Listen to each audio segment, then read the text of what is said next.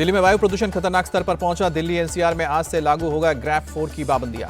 दिल्ली की सीएम अतिशी ने 11वीं क्लास तक के सभी स्कूलों को बंद करने का आदेश दिया। कहा कि सिर्फ 10वीं और 12वीं की क्लास चालू रहेंगे। दिल्ली में आवश्यक सेवाओं के अलावा ट्रकों की एंट्री पर आज से रोक। दिल्ली के बाहर के हल्के व्यावसायिक वाहनों पर भी रोक लगाई गई। दिल्ली में ग्रेड 4 के तहत BS4 डीजल गाड़ियों पर आज से प्रतिबंध। सरकारी और प्राइवेट ऑफिस 50% की क्षमता के साथ चल सकते हैं। दिल्ली में बढ़ते प्रदूषण का मामला सुप्रीम कोर्ट पहुंचा। प्रदूषण पर काबू पाने के लिए उपायों पर लागू करने के लिए याचिकाओं पर सुनवाई होगी। दिल्ली के ज्यादातर इलाकों में आज AQI 450 के पार दर्ज हुआ है। कई इलाकों में आज सुबह से दिखी है बहुत धुंध और कोहरे की वजह से विजिबिलिटी काफी कम, सड़क यातायात प्रभावित। दिल्ली में धुंध के बीच ट्रेनों का आवागमन जारी। नई दिल्ली रेलवे स्टेशन पर छाई धुंध की परत। नोएडा में भी आज सुबह छाई रही धुंध की चादर। बढ़ते प्रदूषण से लोगों को आंखों में जलन की शिकायत। गाजियाबाद की वायु गुणवत्ता गंभीर श्रेणी में पहुंची। धुंध की मोटी परत में विजिबिलिटी हुई कम, सांस लेने में हो रही है तकलीफ। आगरा में खतरनाक स्तर पर पहुंचा प्रदूषण। पूरे इलाके में स्मॉग की परत देखी गई। मुरादाबाद में वायु प्रदूषण ने बढ़ाई लोगों की परेशानी। सुबह कई इलाकों में छाई धुंध की परत। हरियाणा के करनाल में कोहरे और धुंध का डबल अटैक। सुबह विजिबिलिटी कम होने से यातायात पर असर। महाराष्ट्र के मुंबई में लगातार खराब हो रही है वायु गुणवत्ता। BKC इलाके में दिखी धुंध की परत। नवी मुंबई में भी खराब स्तर पर पहुंचा है प्रदूषण। धुंध की मोटी परत से विजिबिलिटी कम हुई। मणिपुर के हालात पर एक्शन में केंद्र सरकार। केंद्रीय गृह मंत्री अमित शाह आज दोपहर 12 बजे सीनियर अधिकारियों के साथ करेंगे समीक्षा बैठक। कल भी सभी प्रोग्राम रद्द करने की बात बैठक। अमित शाह ने अधिकारियों को दिया निर्देश। मणिपुर में शांति बहाल करने के लिए सभी जरूरी उपाय। सूत्रों के हवाले से खबर। मणिपुर में नेशनल पीपल्स पार्टी और बीजेपी का गठबंधन टूटा। NPP ने बीरेंद्र सिंह सरकार से समर्थन वापस लिया।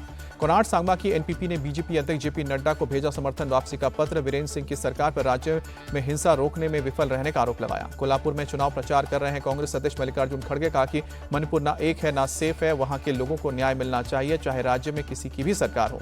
मल्लिकार्जुन खड़गे ने मणिपुर के बहाने PM मोदी पर साधा निशाना। कहा कि PM मोदी और मणिपुर नहीं गए हैं। बीजेपी चाहती है कि मणिपुर जलता रहे। AIMM चीफ असदुद्दीन ओवैसी भी PM मोदी पर हमला करते नजर आए। कहा कि प्रधानमंत्री नाइजीरिया जाते हैं, वहां भारतीयों से बात करते हैं, लेकिन 1 घंटे की दूरी पर मणिपुर नहीं जाते।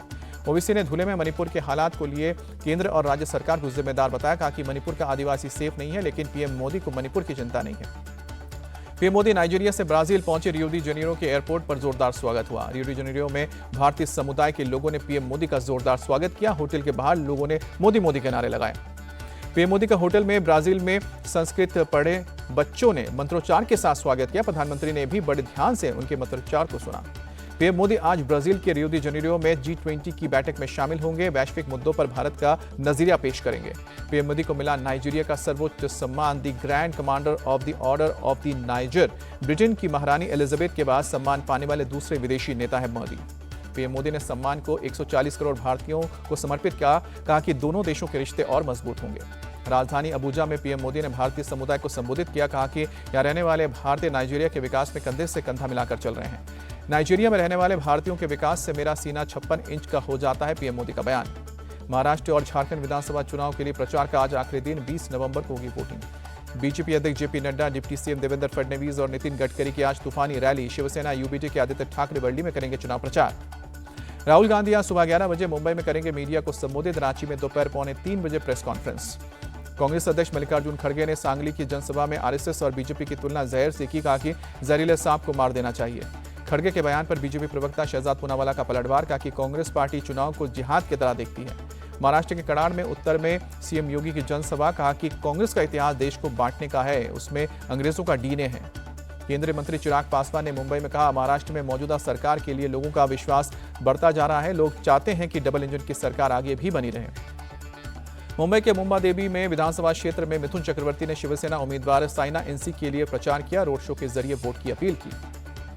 चुनाव प्रचार के आखिरी दिन UP के CM योगी आदित्यनाथ का झारखंड में तूफानी दौरा। रामहल, जामताड़ा और साथ ही देवघर में जनसभा को संबोधित करेंगे। झारखंड के धनबाद में आज शिवराज सिंह चौहान और चिराग पासवान की रैली। सुबह 11 बजे करकेंद्र नेहरू उद्यान में करेंगे जनसभा को संबोधित। झारखंड के गोड्डा में असम के CM हेमंत बिस्वा शर्मा ने हिंदुओं से एक होने की अपील की। कहा कि जब हिंदू एक होंगे तभी सेफ होंगे। नोएडा में पुलिस और एक बदमाश के बीच मुठभेड़। फायरिंग में बदमाश के पैर में गोली लगी, पुलिस ने गिरफ्तारी। मध्य प्रदेश के चित्रकूट में 3 दुकानों में आग लगी। देखते ही देखते आग ने विकराल रूप लिया।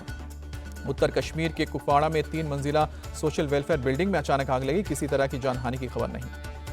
बरेली में पति पत्नी पर हमला, पड़ोसी पर लगा हमले का आरोप। पति की शिकायत पर पुलिस ने केस दर्ज किया।